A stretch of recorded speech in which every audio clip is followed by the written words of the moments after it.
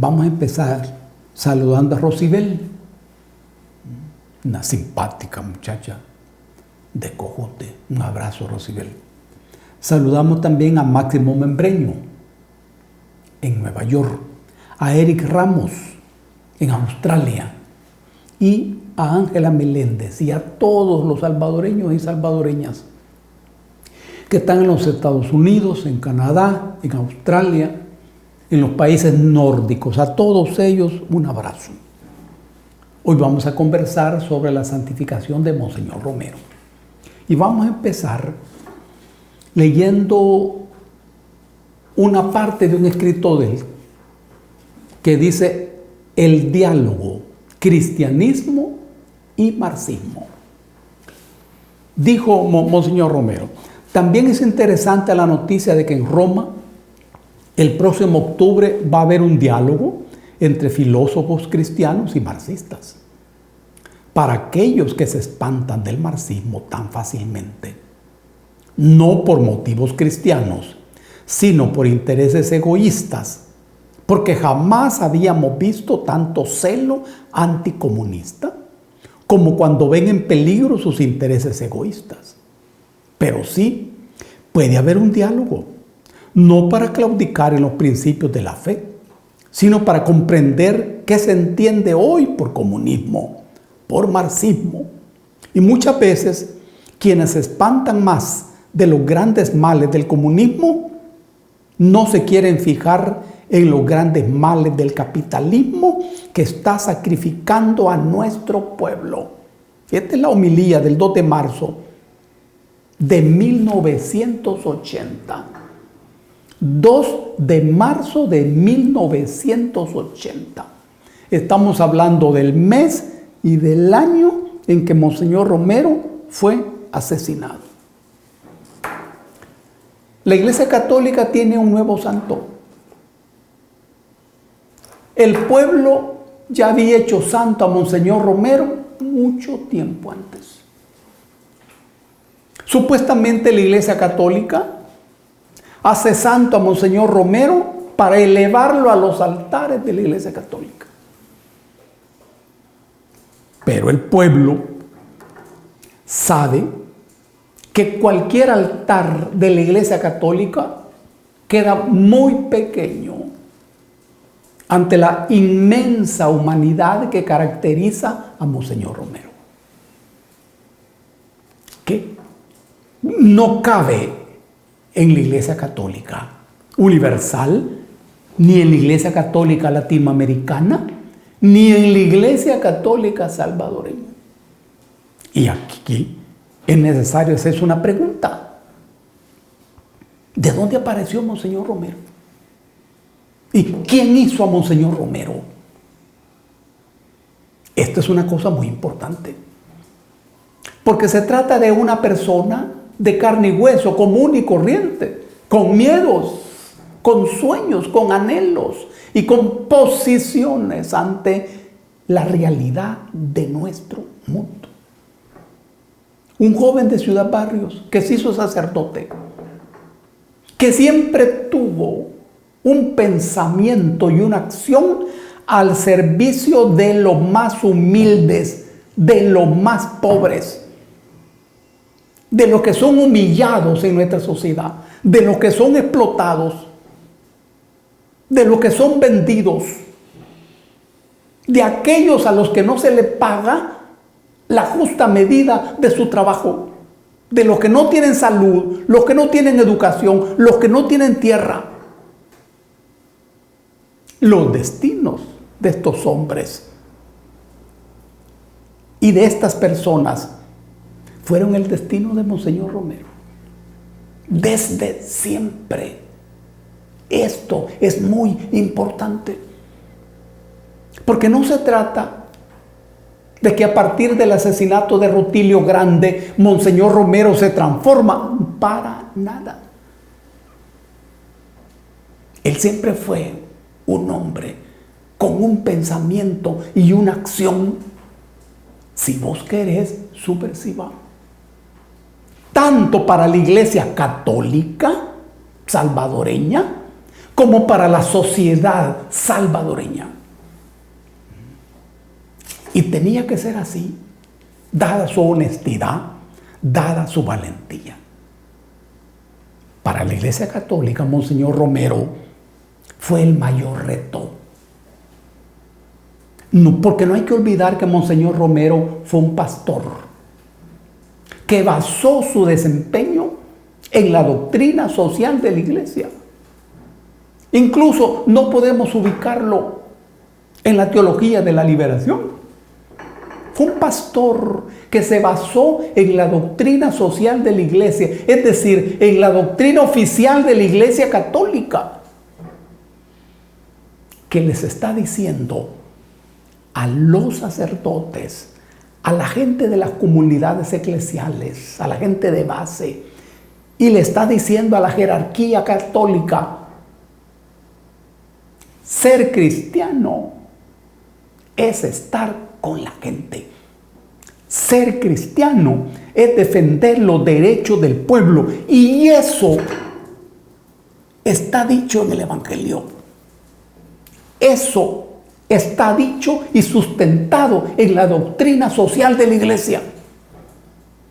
Por eso Monseñor Romero es el mayor desafío para la Iglesia Católica salvadoreña, pero también para el Vaticano. Por eso Juan Pablo II, que era papa cuando Monseñor Romero fue hecho arzobispo, no quiso recibirlo. Escuchen bien, el Papa Juan Pablo II no quiso recibirlo,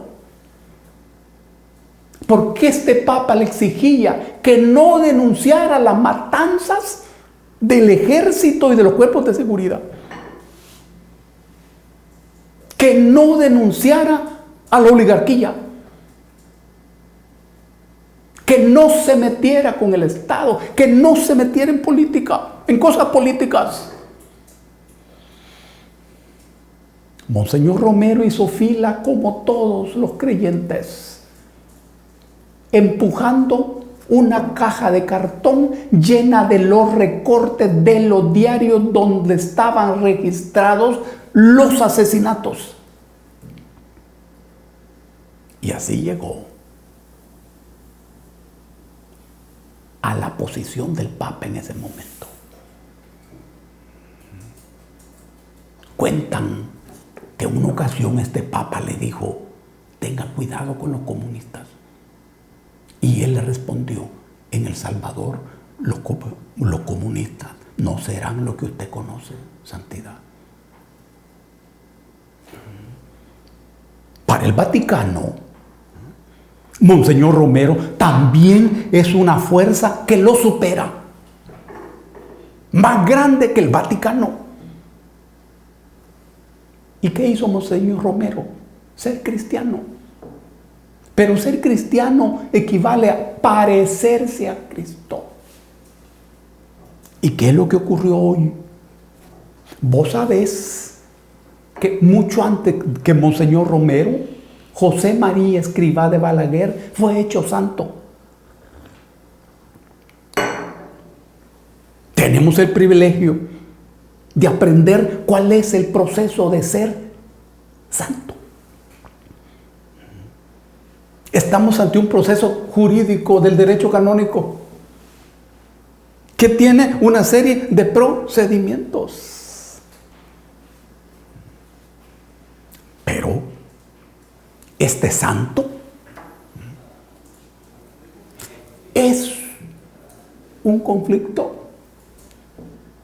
Este santo es un santo que divide. Porque si vos sos justo frente al injusto. Si vos manejas la paz es paz frente al conflicto. Si defendés la vida, es frente a la muerte. Si defendés la verdad, frente a la mentira. Es la lógica fatal del bien. El bien, para hacer bien, no puede ser pasivo, tiene que ser activo. Es decir, el bien es bien en lucha y en guerra contra el mal. Y eso ocurre con Monseñor Romero. ¿Por qué en este escenario se crearon las condiciones para que Monseñor Romero fuera santo? Todos sabemos que en el Vaticano hay una intensa lucha política e ideológica. Y que Francisco expresa la posibilidad de que la Iglesia Católica planetaria sea fortalecida por el compromiso de esa iglesia con los más débiles, con los humildes y con los explotados, con los perseguidos, así como lo hizo Jesús. Pero Francisco necesita correlación. Mira la lucha que está desarrollando contra iglesias católicas poderosas como la estadounidense por el problema de la pedofilia. Mira la posición de Francisco en torno a la corrupción sobre el Banco Ambrosiano. Y hoy, cuando se santifica Monseñor Romero, esto se entiende, fortalece la posición de Francisco en el Vaticano.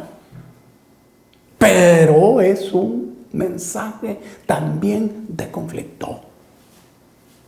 Porque el Vaticano hoy, ayer y siempre es un teatro lleno de corrientes que se encuentran y que chocan. Esto quiere decir que este sacerdote que nació en Ciudad Barrios, en El Salvador, es una corriente de aire fresca también para el Vaticano. Y uno entiende que en esa correlación construida, Francisco necesita venir a El Salvador. Y lo esperamos con los brazos abiertos. Ahora bien, ¿y Monseñor Romero es un santo para los altares de la Iglesia Católica? De acuerdo al derecho de la Iglesia Católica, sí. Cuando alguien es santo, sube a los altares. Pero para nosotros los salvadoreños, que sabemos que Monseñor Romero fue matado por decir la verdad, fue matado por defender a los últimos de la sociedad, por enfrentarse a una oligarquía poderosa que sigue siendo poderosa. Sabemos que Monseñor Romero no es un santo para los altares. Monseñor Romero camina en las calles, habla en las esquinas, orienta a la gente en las fábricas, llega a las universidades, alimenta la esperanza del pueblo en los parques de nuestro país. Si hay un altar para Monseñor Romero, es el altar construido a partir de la lucha de la gente por sus derechos y por su dignidad. Aquí hay un momento en donde la jerarquía de la Iglesia Católica necesita mucha inteligencia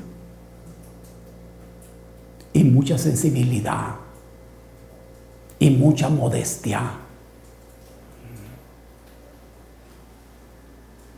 ¿Monseñor Romero es bandera del pueblo? Sí.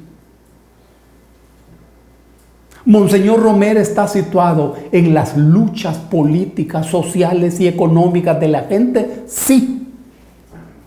Y usted, estimado nuncio Santo Rocco, debe entender esto.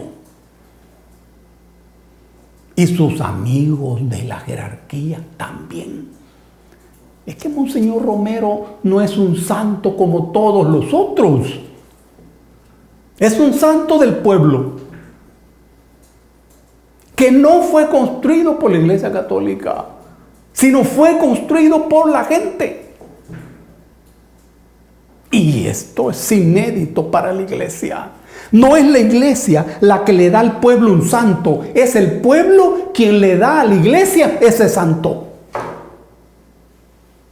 Uno sabe que ustedes son inteligentes. Esperamos saber que ustedes son sensibles. Confiamos en eso, pero sobre todo confiamos en nuestro pueblo, que entiende esta santificación como una victoria frente a los asesinos de Monseñor Romero. Una victoria frente a las fuerzas políticas, económicas e ideológicas que ordenaron la muerte de Monseñor Romero. A tantos años, casi 40 años, Monseñor Romero sigue vivo, sigue hablando, sigue denunciando y sigue construyendo esperanzas donde generalmente no las hay. Ese es el santo, santo de abajo, santo de afuera. La iglesia debe saber esto y debe entender esto. Hablen con el pueblo y aprendan del pueblo. Nos enorgullece Monseñor Romero. Son 3 los salvadoreños universales: Monseñor Romero, Roque Dalton y Farabundo Martí. Estos 3 nos representan y estos 3 están sentados en el horno del corazón de todos los salvadoreños, adentro y afuera del país.